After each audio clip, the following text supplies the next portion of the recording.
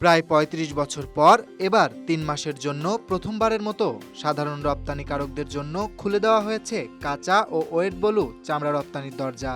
এ সুযোগ কাজে লাগিয়ে বাড়ানো যেতে পারে রপ্তানি আয়। বাংলাদেশ ব্যাংকও ইতিমধ্যে অন্যান্য ব্যাংকগুলোকে চামড়া খাতে অর্থায়নে উৎসাহিত করেছে। বাংলাদেশে বছরে যত পশু জবাই হয় তার প্রায় অর্ধেকটাই হয় কোরবানির মৌসুমে। আর এই মৌসুমেই বাজারে আসে বিপুল পরিমাণ কাঁচা চামড়া, যার বড় একটি অংশ এতিমখানা আর মাদ্রাসার আয় হিসেবে নির্ভর করে। এবছর সেই চামড়া যেন নষ্ট না হয়, সংরক্ষণ করা যায় ঠিকভাবে, সেজন্য সরকার বিশেষ উদ্যোগ নিয়েছে। বিনামূল্যে দেশের বিভিন্ন এতিমখানা ও মাদ্রাসায় দেওয়া হয়েছে ৩০,০০০ টন লবণ। এই উদ্যোগের পাশাপাশি বাড়ানো হয়েছে চামড়ার দামও। এবার লবণযুক্ত গরুর চামড়ার দাম প্রতি বর্গফুটে ঢাকায় ৬০ থেকে ৬৫ টাকা, যা গত বছর ছিল ৫৫ থেকে ৬০ টাকা।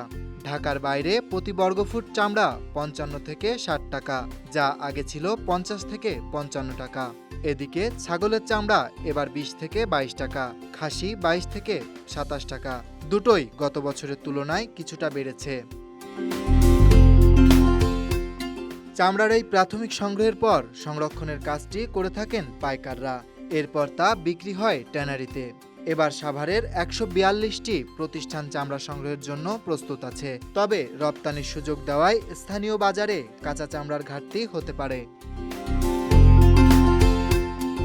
২০২৩-২৪ অর্থবছরের প্রথম ১১ মাসে চামড়া ও চামড়াজাত পণ্য রপ্তানি হয়েছে ১০৫ কোটি ৭৮ লাখ ডলারের, যা আগের বছরের একই সময়ের তুলনায় প্রায় ১২.৫৫% বেশি। শুধু মে মাসেই প্রবৃদ্ধি বেড়েছে ৩৫%। সরকার বলছে এ উদ্যোগের ফলে শুধু রপ্তানি বাড়বে না, বরং মাদ্রাসা এবং এতিমখানাগুলো পাবে তাদের চামড়ার উপযুক্ত মূল্য। বাণিজ্য উপদেষ্টা বশিরউদ্দিন বলেন, এ ধরনের ইনোভেটিভ কাজগুলো এর আগে কখনোই করা হয়নি। সব মন্ত্রণালয় মিলেই আমরা বাস্তবায়নের চেষ্টা করছি।